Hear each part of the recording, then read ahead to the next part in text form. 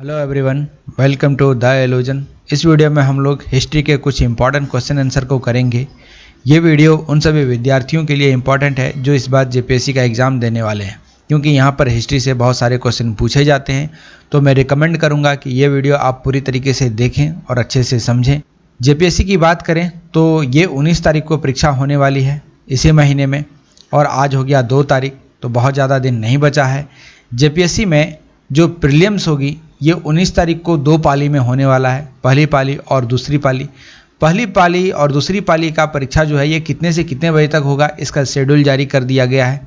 ये जो पहली पाली में परीक्षा होने वाली है ये 10 बजे से लेकर 12 PM तक होने वाली है, और जो दूसरी पाली में परीक्षा होगी ये 2 बजे से लेकर 4 PM तक होगी।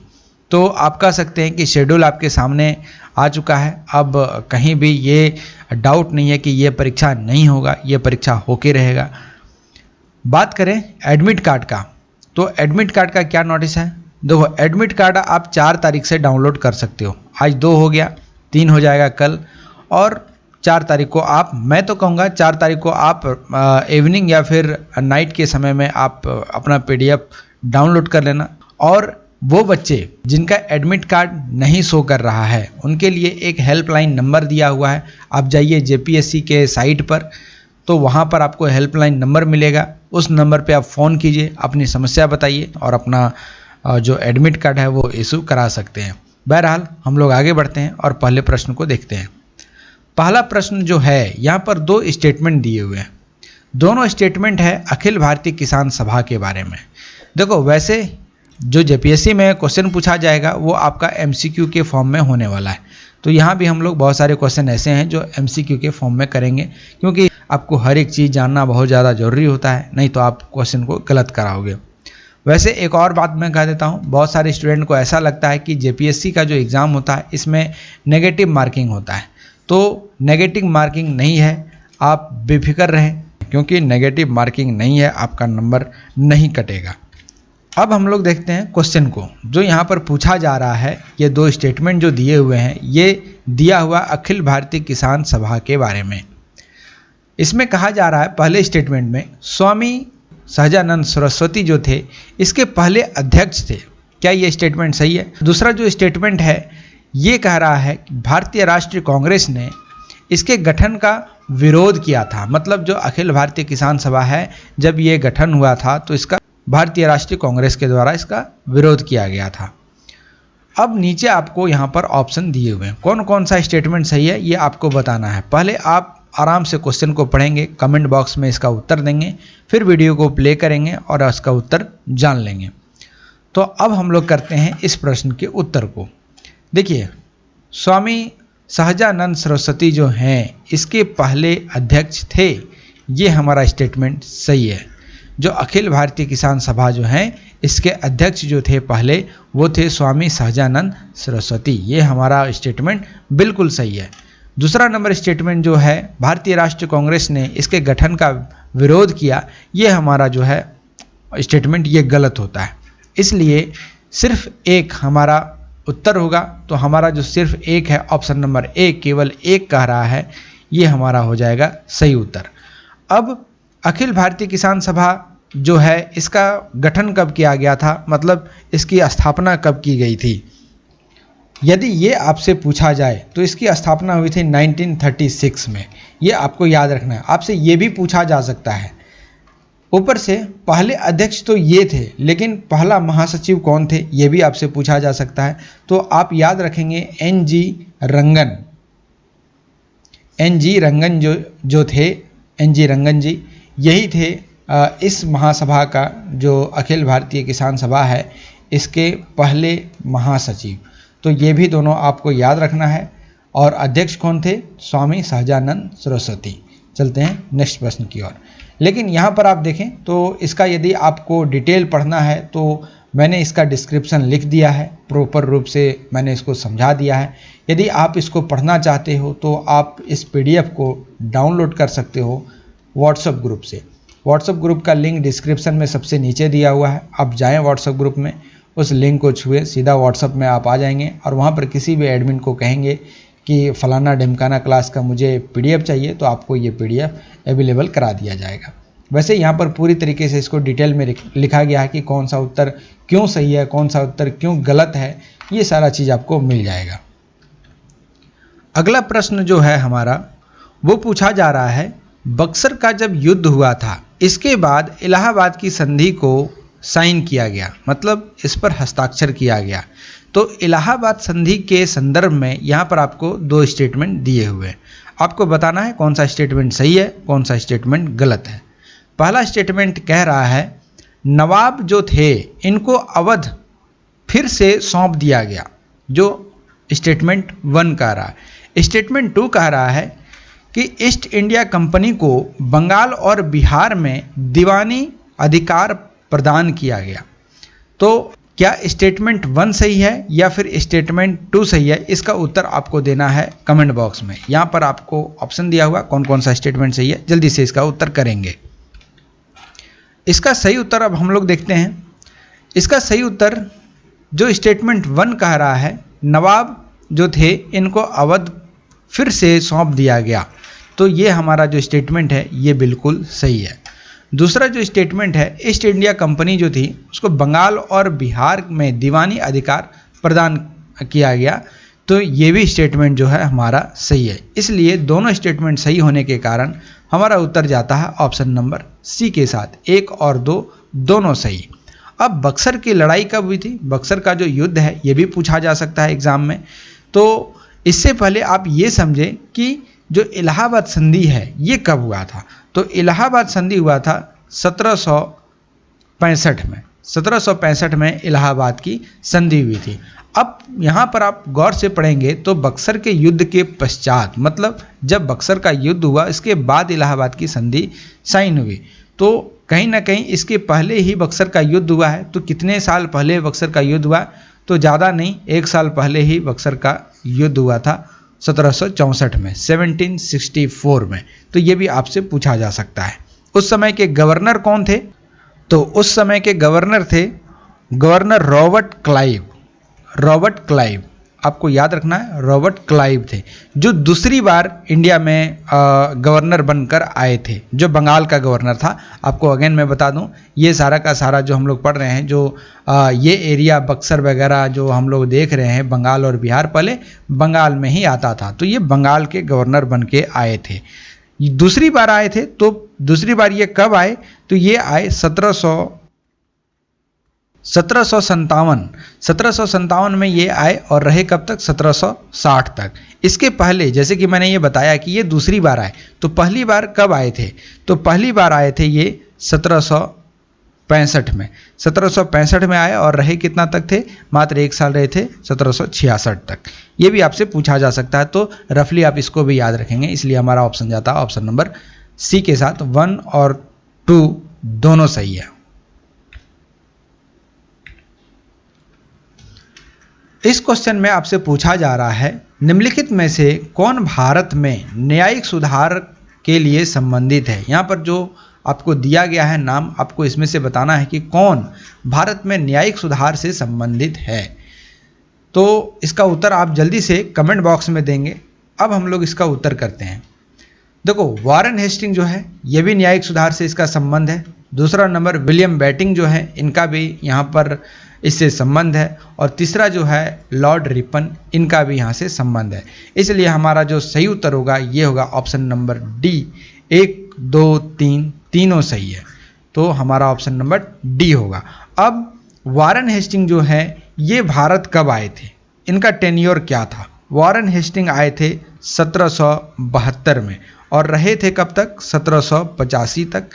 उसी प्रकार जो विलियम बेटिंग है, विलियम बेटिंग ये कब आए थे, तो ये आए थे 1828 में और रहे कब तक थे, ये रहे थे 1833 तक। इसी प्रकार लॉर्ड रिपन जो है ये कब आए थे, तो ये आए थे जब ये वापस गए विलियम बेटिंग, उसी समय लॉर्ड रिपन यहाँ पर अपॉइंट किए गए थे, मतलब 1833 में ही इनको यहाँ पर बुलाया गया था। तो ये चीज़ आपका क्लियर होना चाहिए। अब बात होता है न्यायिक सुधार में। अब न्यायिक सुधार क्या क्या इन्होंने लाया और क्या क्या इन्होंने किया। देखो, वारेन हेस्टिंग के समय में यहाँ पर जिला कोर्ट जैसे महार न्यायालय वगैरह इनके द्वारा ही इनको यहाँ पर सुझाव दिया गया और स्थापित किया गया, जिसको प्रेजेंट में कहते हैं डिस्ट्रिक्ट कोर्ट। ठीक है, डिस्ट्रिक्ट कोर्ट कहते हैं।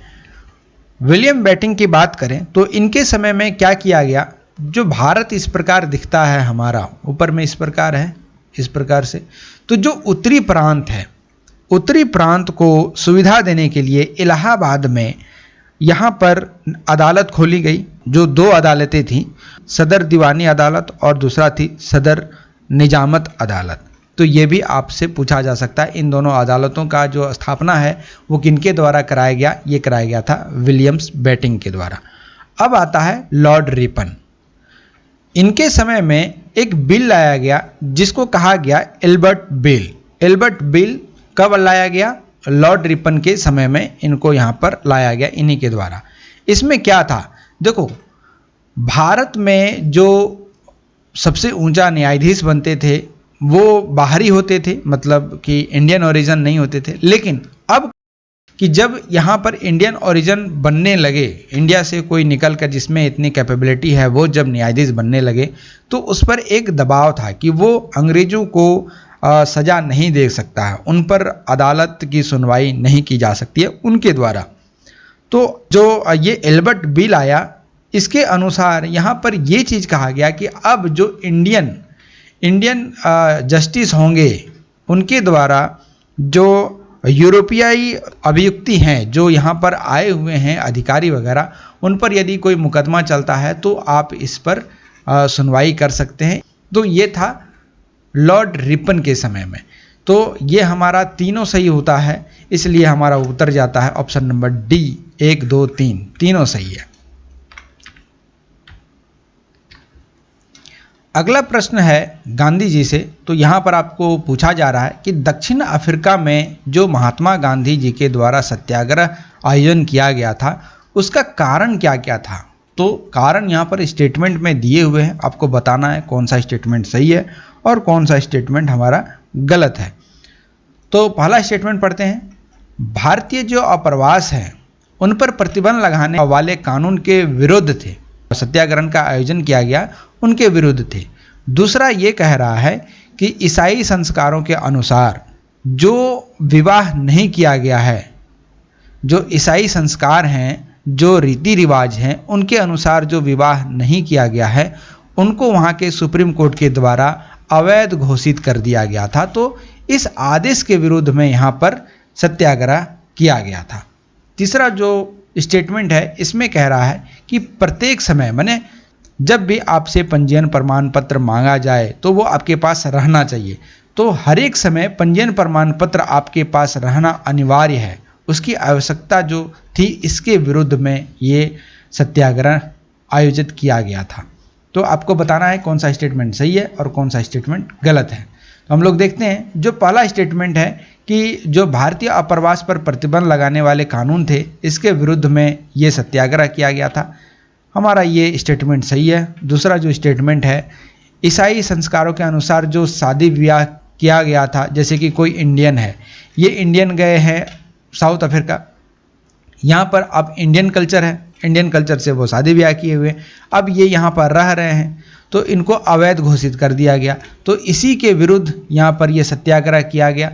तो ये भी हमारा स्टेटमेंट सही है। और दूसरा जो स्टेटमेंट है, जो तीसरा स्टेटमेंट है जिसमें ये कह रहा है कि आपके पास हमेशा पंजीयन प्रमाण पत्र रहना अनिवार्य है, इसकी आवश्यकता के विरुद्ध में यहाँ पर सत्याग्रह किया गया था। तो ये भी हमारा स्टेटमेंट सही है, इसलिए हमारा जो सही उत्तर होगा ये होगा ऑप्शन नंबर डी, 1 2 3 तीनों सही। देखो इस समय एक एक्ट आया था जिसको कहा गया था इमिग्रेशन रेगुलेशन एक्ट। ये एक्ट आया था 1913 में, 1913 में ये एक्ट आया था। तो ये भी आपको याद रखना है। चलते हैं नेक्स्ट प्रश्न की ओर। यहां पर आपसे पूछा जा रहा है चाबी विवाद के बारे में। चाबी विवाद के संदर्भ में यहाँ पर 3 स्टेटमेंट दिए हुए हैं, आपको बताना है कौन सा स्टेटमेंट सही है, कौन सा स्टेटमेंट गलत है। पहला स्टेटमेंट ये कह रहा है कि यह सिखों को पृथक निर्वाचन मंडल देने के मुद्दे से संबंधित था। दूसरा स्टेटमेंट ये कह रहा है यह घटना असहयोग आंदोलन के दौरान ये घटित हुआ था। तीसरा स्टेटमेंट ये कह रहा है कि इसके जो प्रमुख नेता थे वो बाबा खड़क सिंह थे। तो आपको बताना है कि इसका जो सही उत्तर है या फिर इसमें से कौन सा स्टेटमेंट सही है या कौन सा स्टेटमेंट गलत है। तो इसका सही उत्तर हम लोग अब करते हैं। जो पहला स्टेटमेंट कह रहा है कि यह सिखों को पृथक निर्वाचन मंडल देने के मुद्दे से संबंधित था, ये बिल्कुल गलत है, इससे संबंधित ये नहीं था। दूसरा जो ये कह रहा है कि यह घटना असहयोग आंदोलन के दौरान घटित हुआ था, तो ये हमारा जो स्टेटमेंट है ये हमारा स्टेटमेंट सही है। जो तीसरा स्टेटमेंट है कि इसके जो नेता थे, जो प्रमुख नेता थे वो थे बाबा खड़क सिंह। बाबा खड़क सिंह इसके प्रमुख नेता थे, ये हमारा स्टेटमेंट सही है। इसलिए हमारा स्टेटमेंट नंबर 2 और 3 सही होता है। हमारा उत्तर जाता है ऑप्शन नंबर बी के साथ, केवल 2 और 3 सही है। अब देखो ये चाबी विवाद जो है ये हुआ कब था, तो ये हुआ था 1921 में। ये भी आपसे पूछा जा सकता है एग्जाम में, यहाँ स्टेटमेंट में दिया नहीं हुआ है लेकिन ये आपसे पूछा जा सकता है। ये चाबी विवाद कब हुआ है, ये हुआ था 1921 में। और इसके साथ जो यहाँ पर जो प्रमुख नेता के बारे में पढ़े बाबा खड़क सिंह, इसके साथ एक और नेता था। बेसिकली यहाँ पर 2 ऐसे प्रमुख नेता थे, एक तो थे बाबा खड़क सिंह और एक था तारा सिंह। तारा सिंह, तो तारा सिंह भी आपसे पूछा जा सकता है और बाबा खड़क सिंह भी आपसे पूछा जा सकता है। चाबी विवाद कब हुआ था, तो ये हुआ था 1921 में, ये भी आपसे पूछा जा सकता है। तो इसलिए हमारा ऑप्शन जाता है ऑप्शन नंबर बी, केवल 2 और 3 सही है। यहाँ पर एक पैराग्राफ दिया हुआ है, एक शासक के बारे में यहाँ पर लिखा गया है, पूरी एक गाथा है। आप इसको आराम से पढ़ेंगे और इसका उत्तर देंगे कमेंट बॉक्स में। इसका मैं उत्तर यहाँ पर नहीं बताऊंगा, वैसे इसका उत्तर आप जब PDF डाउनलोड करके भी पढ़ेंगे तो आपको इसका उत्तर पता चल जाएगा। तो 6 नंबर क्वेश्चन है, इसका मैं उत्तर नहीं बताने वाला हूँ, तो इसका उत्तर आप देंगे कमेंट बॉक्स में।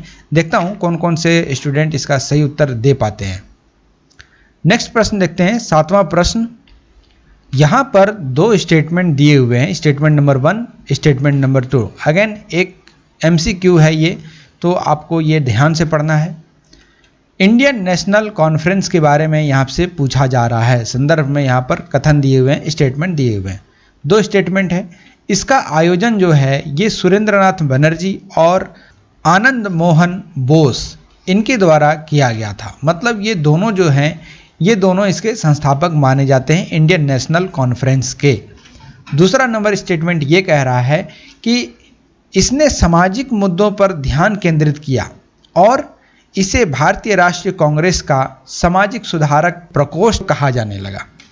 तो क्या ये दोनों स्टेटमेंट हमारा सही है? आइए इसको देखते हैं। पहले तो इसका उत्तर आप कमेंट बॉक्स में देंगे, अब इसका उत्तर हम लोग करते हैं।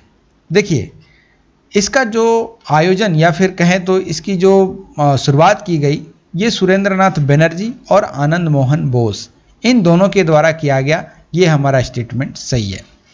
दूसरा स्टेटमेंट ये कह रहा है कि इसमें सामाजिक सुधारकों पर ध्यान केंद्रित किया, इसे भारतीय राष्ट्रीय कांग्रेस का सामाजिक सुधार प्रकोष्ठ कहा जाने लगा।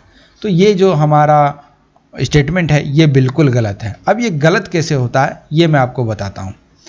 ये जो स्टेटमेंट है ना ये इंडियन नेशनल कॉन्फ्रेंस का नहीं है, ये इंडियन सोशल कॉन्फ्रेंस का है। मतलब कि यहाँ पर नेशनल ना होके यहाँ पर सोशल होता तो ये होता ऑप्शन नंबर स्टेटमेंट नंबर जो 2 है ये हमारा सही होता, लेकिन इसमें हमारा स्टेटमेंट नंबर 1 गलत हो जाता है। तो यहाँ पर हम लोग देख रहे हैं कि यहाँ पर लिखा हुआ है नेशनल कॉन्फ्रेंस, तो नेशनल कॉन्फ्रेंस में इसका जो ध्यान केंद्रित करने वाली जो बात यहाँ पर कही गई है सामाजिक मुद्दों पर, ये बिल्कुल से बिल्कुल गलत है। ये किसका काम था? तो ये था इंडियन सोशल कॉन्फ्रेंस का, इंडियन सोशल कॉन्फ्रेंस का। अब बात आती है कि इंडियन नेशनल कॉन्फ्रेंस जो है ये कब ये मतलब सामने आया। तो यदि ये ईयर आपसे पूछा जाए तो आपको लिखना है 1883 से लेकर 1885। ठीक है, ये 1885। तो 1883 से लेकर 1885 के बीच में ये रहा था, यहाँ तक ये रहा था। स्टेटमेंट 1 ये हमारा सही होता है, इसलिए ऑप्शन नंबर ए केवल एक सही हमारा सही उत्तर होगा। नेक्स्ट प्रश्न देखते हैं, निम्नलिखित में से किस एक्ट ने भारत में पोर्टफोलियो प्रणाली को लागू किया? ये आपसे पूछा जा रहा है। 4 यहाँ पर ऑप्शन दिए हुए हैं, आपको बताना है वो कौन सा एक्ट है जिसने भारत में पोर्टफोलियो प्रणाली को लागू किया। इसका सही उत्तर हम लोग देखते हैं, पहले से आप इसको कमेंट बॉक्स में उत्तर दें। देखो, चार्टर एक्ट नहीं होगा, रेगुलेटिंग एक्ट नहीं होगा, गवर्नमेंट ऑफ इंडिया एक्ट ये भी नहीं होगा, तो इसका सही उत्तर क्या होगा? ये होगा option number D, Indian council act 1861 ये हमारा होगा सही उत्तर। नेक्स्ट प्रश्न यहां पर आपसे पूछा जा रहा है एक नृत्य के बारे में। नृत्य का नाम क्या है? यह है संगराई। संगराई नृत्य जो है इसके संदर्भ में यहाँ पर 3 स्टेटमेंट दिए हुए हैं, आपको बताना है कौन सा सही है कौन सा गलत है। पहला स्टेटमेंट ये कह रहा है कि यह गुजरात का पारंपरिक नृत्य है। ठीक है भाई, ये है, अब हम लोग जानेंगे ये सही है या गलत है। दूसरा स्टेटमेंट ये कह रहा है कि यह नृत्य जो है ये ये नव वर्ष का जो स्वागत करने के लिए किया जाता है। क्या ये स्टेटमेंट सही है? तीसरा स्टेटमेंट ये कह रहा है कि ये नृत्य जो है ये मोग जनजाति समुदाय के लोगों के द्वारा किया जाता है। अब हम लोग जानेंगे इसका सही उत्तर, लेकिन इसके पहले आप इसका उत्तर देंगे कमेंट बॉक्स में। देखिए, ये आर्ट एंड कल्चर से है, ये आर्ट एंड कल्चर से आपसे क्वेश्चन पूछा जा रहा है, तो आप इसका सही उत्तर बताएंगे इसका सही उत्तर क्या है। अब हम लोग देखते हैं, ये है स्टेटमेंट 1, ये है 2 और ये है 3। जो स्टेटमेंट 1 है यह गुजरात का पारंपरिक नृत्य है। देखो, यह गुजरात का नहीं है, इसलिए हमारा ऑप्शन नंबर 1 जो स्टेटमेंट नंबर 1 है ये गलत होता है। यह गुजरात का नहीं है तो कहाँ का है? तो ये है त्रिपुरा का। दूसरा नंबर जो स्टेटमेंट है ये कह रहा है कि ये नृत्य जो है ये नव वर्ष का स्वागत करने के लिए किया जाता है। तो ये जो हमारा स्टेटमेंट है ये हमारा सही है। ये नृत्य जो है ये मोग जनजाति समुदाय के द्वारा किया जाता है, ये भी हमारा स्टेटमेंट सही है। तो हमारा स्टेटमेंट नंबर 2 और 3 सही होता है, इसलिए हमारा आंसर जाता है ऑप्शन नंबर सी के साथ, केवल 2 और 3 सही है। ऑप्शन नंबर ए हमारा जो है वो गलत है, जो स्टेटमेंट नंबर 1 है ये गलत है। अब कैसे है नहीं है? देखो, ये गुजरात में नहीं मनाया जाता है, जैसे कि मैंने आपको बताया, ये त्रिपुरा में मनाया जाता है, ये नृत्य किया जाता है। दूसरा, ये नव वर्ष की मतलब शुरुआत में जो स्वागत होती है इसके उपलक्ष्य में मनाया जाता है। तो नव वर्ष तो आता है 1 जनवरी को, लेकिन ये 1 जनवरी को नहीं मनाया जाता है, ये आप ख्याल रखेंगे। ये मनाया जाता है अप्रैल के महीने में। अप्रैल के महीने में एक माह जो है वो हिंदी कैलेंडर के अनुसार आता है चैत्र माह जो है, इसी में जो है ये जो चैत्र माह है ये साल का पहला महीना होता है जिसमें कि नव वर्ष मनाते हैं, और नव वर्ष के स्वागत के लिए यहाँ पर इस नृत्य को किया जाता है जिसका नाम है संगराई नृत्य। इसके बाद जो तीसरा स्टेटमेंट है कि मोग जनजाति समुदाय, तो देखो मोग जनजाति समुदाय के बारे में मैं बताऊं तो त्रिपुरा में ऐसे जनजाति 19 हैं। 19 जनजाति में से एक है मोग जनजाति। मोग जनजाति जो है त्रिपुरा में 19 जनजातियों में से एक है मोग जनजाति। तो देखो, ऑप्शन या फिर स्टेटमेंट या क्वेश्चन एमसीक्यू में, खास करके एमसीक्यू में कहीं से भी खेला जा सकता है, तो आप इसका ध्यान रखेंगे। तो हमारा सही जो उत्तर होता है ये होता है ऑप्शन नंबर 2 और 3। ये 2 है और ये 3 है, इसलिए इसका सही उत्तर होगा केवल 2 और 3, ऑप्शन नंबर सी सही। नेक्स्ट प्रश्न आपसे पूछा जा रहा है प्रजामंडल आंदोलन के बारे में। प्रजामंडल आंदोलन के बारे में यहाँ पर 2 स्टेटमेंट दिए हुए हैं, आपको बताना है कौन सा स्टेटमेंट सही है कौन सा स्टेटमेंट गलत है। अगेन ये एक एमसीक्यू है, आपको एमसीक्यू आना चाहिए, अच्छे से आप हर चीज़ पढ़ेंगे तो आपको ये सॉल्व करने में आसानी होगी। पहला नंबर स्टेटमेंट ये कह रहा है कि यह रियासतों में भारतीय राष्ट्रीय कांग्रेस द्वारा आरंभ किया गया राष्ट्रवादी आंदोलन था। दूसरा नंबर स्टेटमेंट ये कह रहा है कि प्रजामंडल आंदोलन जो है इसका मुख्य मांग था लोकतांत्रिक अधिकार। तो आपको बताना है कौन स्टेटमेंट सही है, कौन स्टेटमेंट गलत है। जल्दी से इसका उत्तर आप कमेंट बॉक्स में देंगे। अब हम लोग देखते हैं इसका सही उत्तर आखिर होगा क्या। प्रजामंडल आंदोलन जो है, ये जो इसके संदर्भ में दो स्टेटमेंट दिए हुए हैं, जिसमें एक नंबर स्टेटमेंट ये कह रहा है कि यह रियासतों में भारतीय राष्ट्र कांग्रेस द्वारा आरंभ किया गया राष्ट्रवादी आंदोलन था। ये स्टेटमेंट हमारा बिल्कुल गलत है, बिल्कुल गलत है। दूसरा नंबर स्टेटमेंट ये कह रहा है कि प्रजामंडल आंदोलन जो है, इसका मुख्य मांग था ये लोकतांत्रिक अधिकार जो है इसकी मांग करना था। तो ये हमारा जो स्टेटमेंट है ये सही होता है, इसलिए हमारा उत्तर जाता है केवल बी 2 के साथ। अब बात करते हैं कि प्रजामंडल आंदोलन जो है ये हुआ कब था, है ना। ये भी आपसे पूछा जा सकता है। मान लो ये स्टेटमेंट नहीं दिया जाए और यहाँ पर इसका ईयर पूछ लिया जाए तो आप क्या करते हैं। तो आपको तो सब चीज़ याद होना चाहिए। तो प्रजामंडल आंदोलन जो है ये कब हुआ था, तो ये हुआ था 1910 के दशक में। जो 1910 के आसपास में, यदि आपको एग्जैक्ट डेट नहीं याद हो तो आप दशक कह सकते हैं। तो इस तरीके से हम कहेंगे 1910 के दशक में इसकी शुरुआत हुई थी। ये जो आंदोलन है ये किया गया था। नेक्स्ट प्रश्न देखते हैं, 11वां नंबर क्वेश्चन। यहाँ पर दोनों तरफ कुछ पेयर हैं, आपको बताना है कौन सा पेयर सही है, कौन सा पेयर गलत है। एक तरफ दिया हुआ है लोक चित्रकला, दूसरी तरफ है राज्य। ये सभी राज्य हैं और ये सभी चित्रकला हैं जो कि लोक चित्रकला के नाम से जाने जाते हैं। पहला नंबर चित्रकला जो है ये है पट्टचित्र। पट्टचित्र जो है ये ओडिशा में देखा जाता है। दूसरा नंबर है फड़चित्र। फड़चित्र जो है ये राजस्थान में मिलता है। तीसरा नंबर जो ऑप्शन है ये कह रहा है कि पछवाई चित्र कर्नाटक में आपको देखने को मिलेगा। आपको बताना है इसका सही उत्तर क्या है, कमेंट बॉक्स में इसका जल्दी से उत्तर करें। अब इसका हम लोग उत्तर करते हैं। देखो, पहला नंबर जो हमको कह रहा है कि पट्टचित्र जो है ये ओडिशा में आपको मिलेगा, ये बिल्कुल सही है। दूसरा नंबर जो हमको कह रहा है फड़चित्र, फड़चित्र जो है ये आपको राजस्थान में मिलेगा, ये बिल्कुल सही है। तीसरा नंबर जो कह रहा है पछवाई चित्र, ये आपको कर्नाटक में मिलेगा, ये बिल्कुल गलत है। ये आपको कर्नाटक में नहीं मिलेगा। ये कहाँ मिलेगा, ये मिलेगा आपको राजस्थान में, कर्नाटक में नहीं मिलेगा, ये मिलेगा राजस्थान में।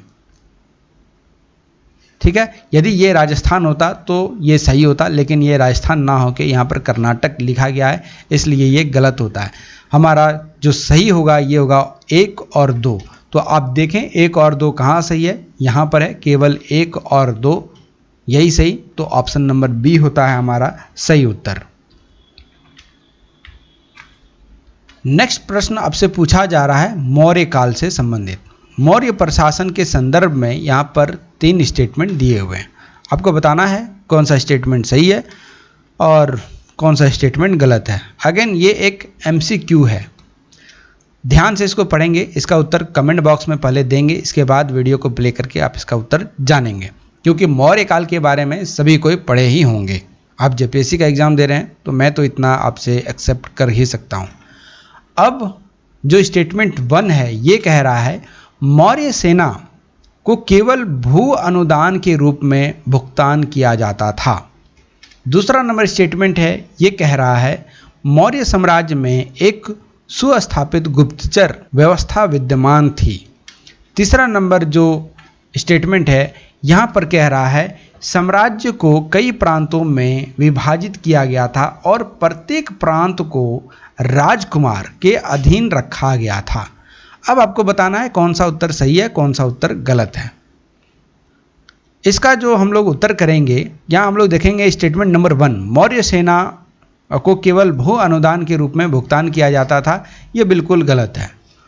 दूसरा नंबर स्टेटमेंट मौर्य काल को में जो एक सुव्यवस्थित गुप्तचर व्यवस्था थी ये विद्यमान थी, तो ये हमारा ऑप्शन सही। अगला जो स्टेटमेंट है इसमें कहा जा रहा है कि साम्राज्य को कई प्रांत में विभाजित किया गया था और जितने भी प्रांत में इसको बांटा गया था सभी को राजकुमार के अधीन रखा गया था। ये भी हमारा स्टेटमेंट सही है। इसलिए हमारा स्टेटमेंट नंबर 2 और 3 सही होता है। तो हमारा ऑप्शन जाता है सी के साथ उत्तर, और हमारा जो सही उत्तर होगा ये होगा केवल 2 और 3, ऑप्शन नंबर सी सही। अब हम लोग बात करते हैं कि पहला नंबर जो ऑप्शन है ये क्यों गलत हुआ। देखो, जिसमें कहा जा रहा है कि केवल भूमि अनुदान के रूप में भुगतान किया जाता है, मतलब वेतन। भुगतान का मतलब क्या होता है, जो आपने सेना रखी है, जैसे कि आजकल नौकरी आदमी करता है गवर्नमेंट, है ना, आप भी गवर्नमेंट सर्वेंट या फिर सर्विस करने के लिए पागल हैं, आप भी सरकारी नौकरी करने के लिए इच्छुक हैं। तो आप सरकार में नौकरी करेंगे किस लिए? 2 ऑप्शन यहाँ से खुलते हैं। हर चीज़ के 2 पहलू होते हैं, या तो आप सेवा करना चाहते हैं और नहीं तो आप पैसा कमाना चाहते हैं। बहुत सारे ऐसे विद्यार्थी होंगे जो पहला नंबर ऑप्शन चुनेंगे, सेवा करना। लेकिन मैं आज डंके की चोट पे कह सकता हूँ कि यदि आप कल यही ना बीडीओ और सबसे ऊंचा पद है डीएसपी, ये यदि बने, इसमें तो कम चांस है, लेकिन ये यदि बने तो आपको सबसे ज़्यादा जो आदत लगेगी वो होगी इसकी, है ना, ये। और आप अभी कुछ भी कह लें, सेवा करना, सेवा करना आपके बस में नहीं रहेगा। यहाँ से आप ऊपर उठ जाइएगा, और है ना, सेवा करना सबसे ऊपरी पायदान पे होता है, लेकिन सेवा से भी ऊपर हो जाता है फिर वो चीज़, है ना। तो आप लोग सभी यहाँ से इसमें ट्रांसफ़र हो जाइएगा। इसमें 2 जो ऑप्शन खुले, एक सेवा और दूसरा पैसा, क्योंकि यहाँ पर अच्छा खासा पैसा भी है और दूसरा पावर भी है। तो पावर का इस्तेमाल करेंगे, पैसा तो आपको जो सैलरी पर मंथ मिलेगा वो तो है ही, लेकिन पावर का इस्तेमाल करके आप क्या लाएंगे? आप सेवा करना चाहेंगे, लेकिन सेवा जो है ये आपका चला जाएगा द्वितीय पायदान पे, बोलते हैं ना, प्राथमिक ये नहीं रह जाएगा, ये सेकेंडरी स्टेज में आपका चला जाएगा, और प्राथमिक में रह जाएगा पावर के साथ जो है वो है। चलो इस पर हम लोग ज़्यादा नहीं करते, नहीं तो मेरा ही इसमें होगा कि क्या सर, लेकिन ये हकीकत है। जो यहाँ पर हम लोग पढ़ रहे थे, मौर्य से जो सेना है उसकी जो वेतन है, जो उसको वेतन दिया जाता था वो भूमि अनुदान के रूप में था। नहीं, ये भूमि अनुदान के रूप में नहीं था। अब बताइए कि मौर्य काल में जो शासन थे, जो शासक थे मौर्य काल का सबसे नामी शासक, वो कौन थे? वो थे राजा अशोक, है ना, वो थे राजा अशोक। तो राजा अशोक जो थे, इनके गुरु का नाम क्या था? वो थे चाणक्य, जिसको कौटिल्य भी कहा जाता है। जिसको क्या कहा जाता है? कौटिल्य। इन्होंने कहा था कि जो वेतन दिया जाएगा, जो वेतन दिया जाएगा ये भूमि अनुदान पर नहीं होगा। ये कैसा होगा? ये होगा पद अनुसार, मतलब वो अधिकारी जो जैसा पद पर है वैसा उसको वेतन दिया जाएगा। जैसे आप कल वीडियो बन जाइएगा तो आपका वेतन ज़्यादा होगा, लेकिन आप ही के ऑफिस में एक कर्मचारी होगा जिसका वेतन आपसे कम होगा। उसके नीचे बहुत सारे ऐसे वर्कर हैं जो रहते हैं, लेकिन आपके भी तो ऊपर में कोई बैठा हुआ है, आपके ऊपर में बैठेंगे डीसी साहब, उनका वेतन सबसे ज़्यादा होगा। तो इस प्रकार से वेतन को, मतलब पद अनुसार वेतन को देना, ये कहा गया कौटिल्य के द्वारा।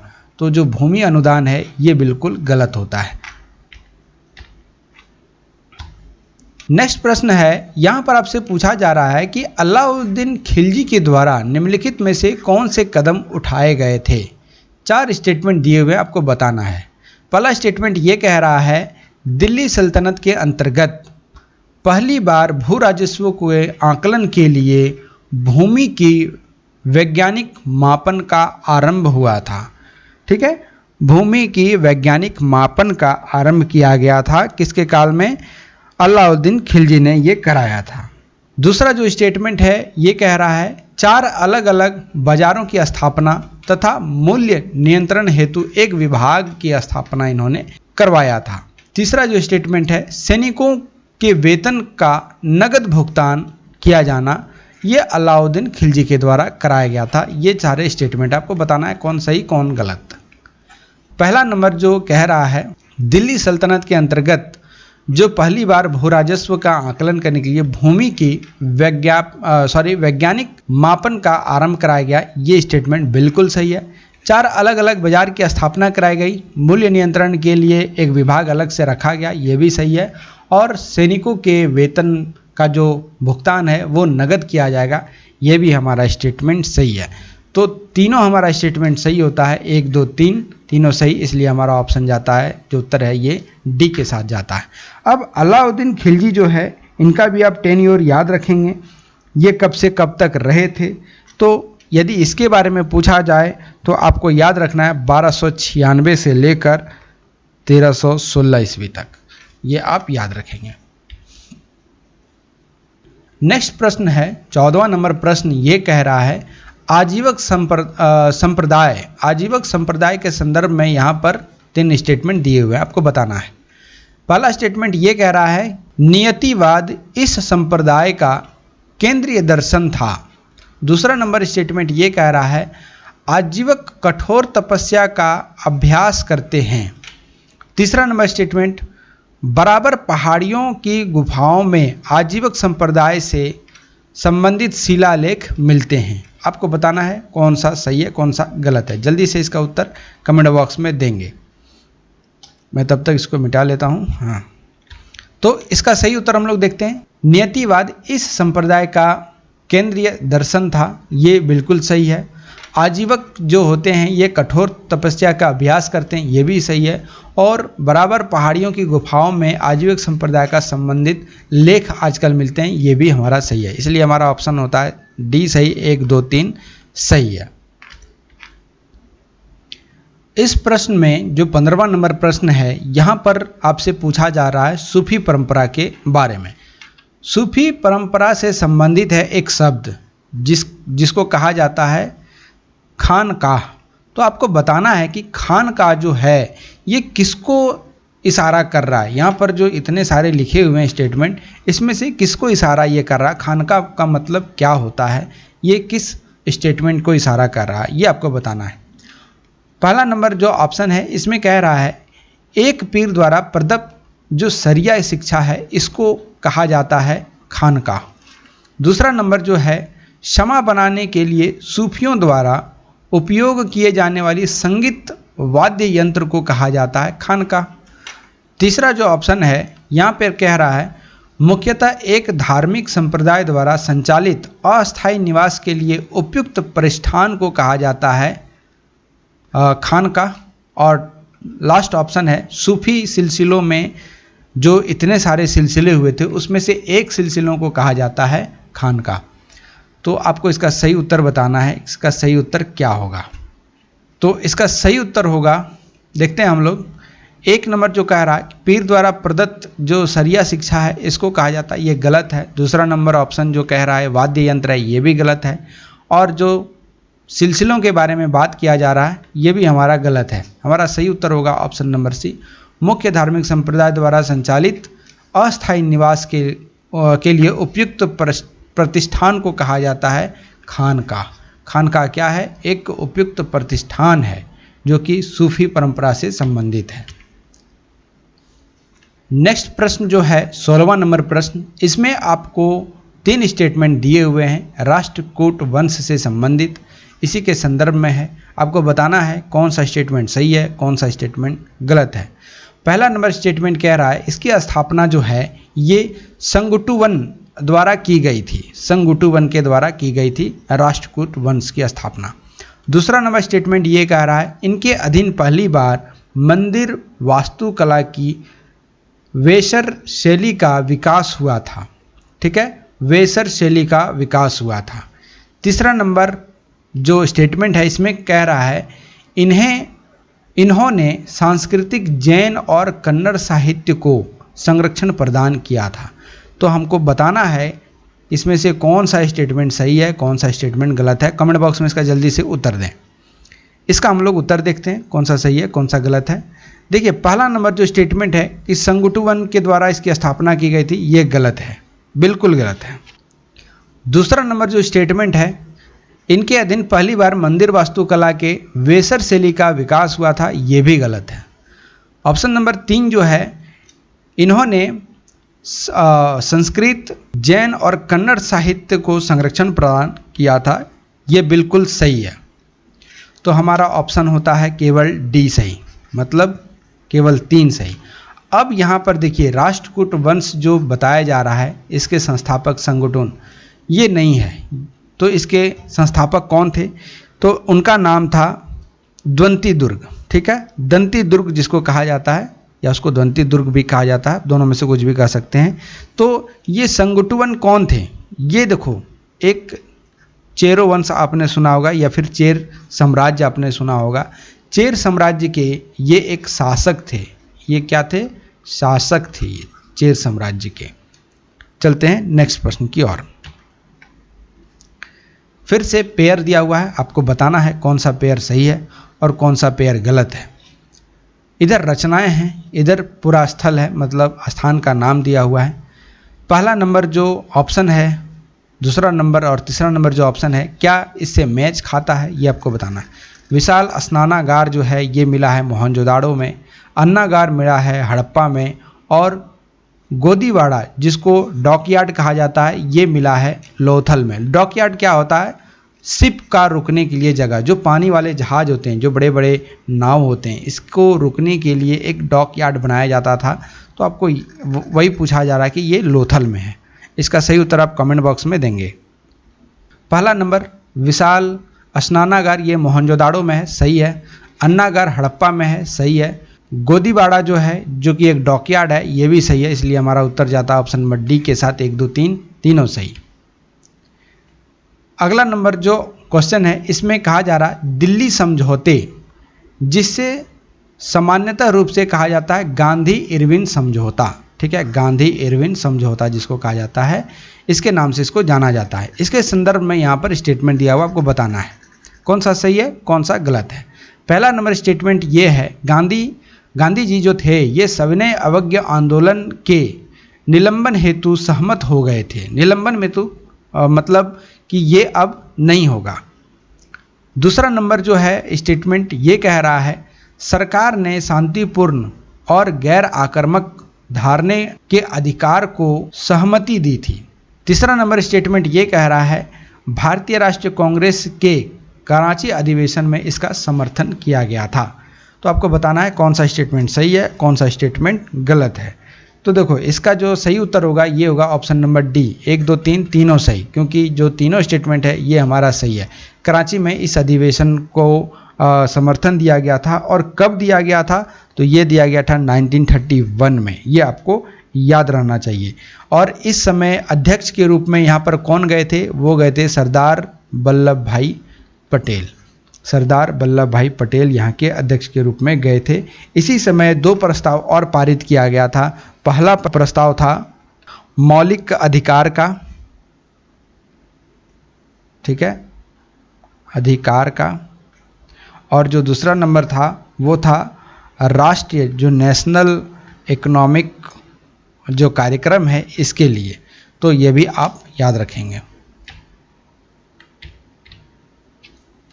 1918 में खेड़ा सत्याग्रह के संदर्भ में आपसे पूछा जा रहा है।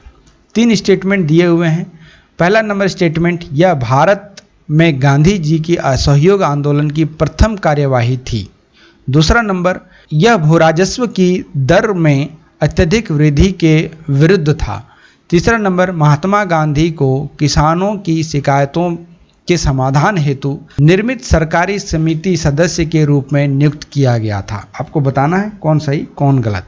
तो हम लोग देखते हैं, गांधी जी असहयोग आंदोलन का प्रथम कार्यवाही गलत है, और तीसरा नंबर जो ऑप्शन है हमारा कि ये शिकायतों के समाधान हेतु सरकारी समिति का यहाँ पर किया गया था, ये भी गलत है। तो सही कौन सा है? सही है सिर्फ 2 नंबर जो स्टेटमेंट है कि भूराजस्व दर को में अधिक वृद्धि के विरुद्ध में ये खेड़ा सत्याग्रह किया गया था। इसलिए हमारा जो सही उत्तर होगा ये होगा ऑप्शन नंबर बी, केवल एक सही। अब खेड़ा सत्याग्रह कब किया गया था, यहाँ पर आप ईयर देखे होंगे 1918 में ये किया गया था। नेक्स्ट प्रश्न है 1904 में लॉर्ड कर्जन जो थे इनके द्वारा भेजे गए यंग हस्बैंड मिशन, है ना, यंग हस्बैंड मिशन, ठीक है। यंग हस्बैंड मिशन का उद्देश्य क्या था आपको बताना है। 4 ऑप्शन यहाँ पर दिए हुए हैं, इसका सही उत्तर आपको बताना है।